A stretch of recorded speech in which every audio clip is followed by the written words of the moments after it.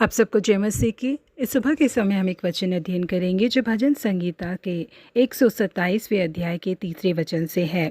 देखो, लड़के यहोवा के दिए हुए भाग है, गर्भ का फल उसकी ओर से प्रतिफल है। 1970 के दौरान अमेरिकी देश में गर्भपात करने के लिए बेहद मशहूर थे डॉक्टर बर्नर्ड नितिनसन। इन्होंने बहुत ज्यादा मेहनत की थी कि गर्भपात करने को एक कानून बनाया जाए। इसके साथ ही इन्होंने खुद अपने हाथों से 75,000 गर्भपातों को किया है। लेकिन जब से अल्ट्रासाउंड स्कैन की खोज की गई, उनकी इस सोच में बहुत बड़ा बदलाव आया। ये स्कैन यंत्र गर्भ में पल रहे शिशु के बढ़ोतरी को हमें दिखाता है। अपने जीवन में पहली बार डॉक्टर बर्नर ने इस स्कैन की मदद से एक माँ के गर्भ में पल रहे शिशु के दिल की धड़कन को सुना और देखा। इस दृश्य ने उन्हें बहुत ज्यादा शर्मिंदा कर दिया। एक माँ के गर्भ में शिशु किस तरीके से पलता है, इसके बारे में उन्होंने बहुत सारी बातें पढ़ी थी, लेकिन एक शिशु को गर्भ में पलते हुए उन्होंने पहली बार अपनी आंखों से देखा था और इस दृश्य ने उनके अंदर बहुत बड़े बदलाव को उत्पन्न कर दिया। उन्होंने न्यू इंग्लैंड जर्नल नाम की पत्रिका में इस बात को कहा है कि गर्भपात के दौरान हम एक जान को ले लेते हैं। जैसे ही उन्हें इस बात का एहसास हुआ कि गर्भपात करना एक खून करने के बराबर है, तो उसे रोकने के लिए वो जो कुछ भी कर सकते थे उन सब को करने का उन्होंने प्रयास किया। उन्होंने एक बार अपने डॉक्टर मित्र को गर्भपात करते हुए स्कैन यंत्र की मदद से देखा।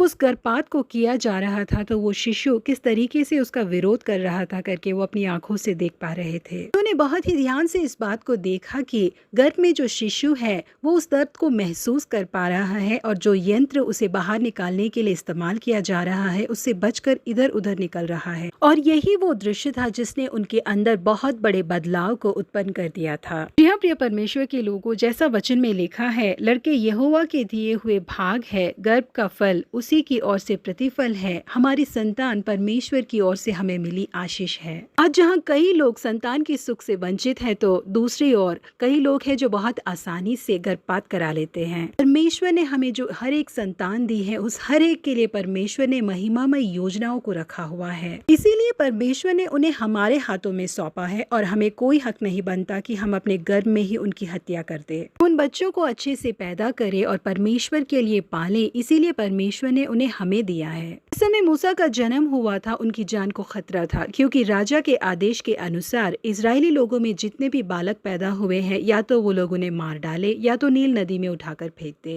लेकिन ऐसा करने के लिए मूसा की माँ का हृदय तैयार नहीं हुआ, क्योंकि वो बालक बहुत ही खूबसूरत था। इसीलिए उनकी माँ ने उन्हें छुपा कर रखा। 3 महीनों के बीतने पर जब वो उसे छुपा न सकी, तो उसके लिए सरकंडे का एक टोकरी लेकर उस पर चिकनी मिट्टी और राल लगाई और उसमें बालक को रखकर नील नदी के किनारे कंसों के बीच छोड़ आई। क्योंकि परमेश्वर ने बालक मूसा के लिए बहुत बड़ी योजना रखी थी, इसीलिए उन्हें बचाया और फरौन के राजभवन में बड़ा होने के लिए ही उनकी मदद की। इसके बाद परमेश्वर ने मूसा का इस्तेमाल करके अपने इजरायली लोगों को मिस्र देश से आजाद कराया और कानान देश ले जाकर पहुंचाया। प्रिय परमेश्वर के लोगों, परमेश्वर के द्वारा हमें मिली हर एक संतान के लिए उन्होंने बहुत बड़ी योजनाओं को रखा हुआ है। इसीलिए उन्हें सुरक्षित रखना और उनका सही पालन पोषण करना हम जो माता पिता है हमारी जिम्मेदारी है। इसलिए परमेश्वर ने हमें जो संतान का सुख दिया है, हम उसे तुच्छ समझकर उसका गर्भपात न कराएं। उन्हें सुरक्षित तरीके से परमेश्वर के लिए पाल कर उन्हें सौंपेंगे तो उसका प्रतिफल वो हमें देंगे। प्रभु आप सबों को आशीषित करे। Have a blessed day.